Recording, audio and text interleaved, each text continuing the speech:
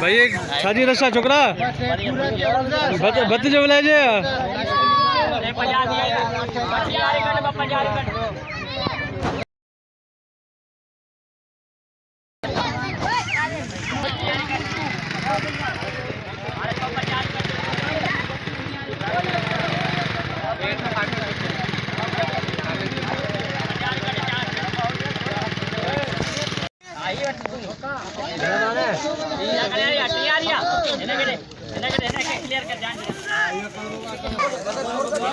भाई ये कोई नगर न्याज नहीं है जी कि ये इतने रास्ते की हुई है।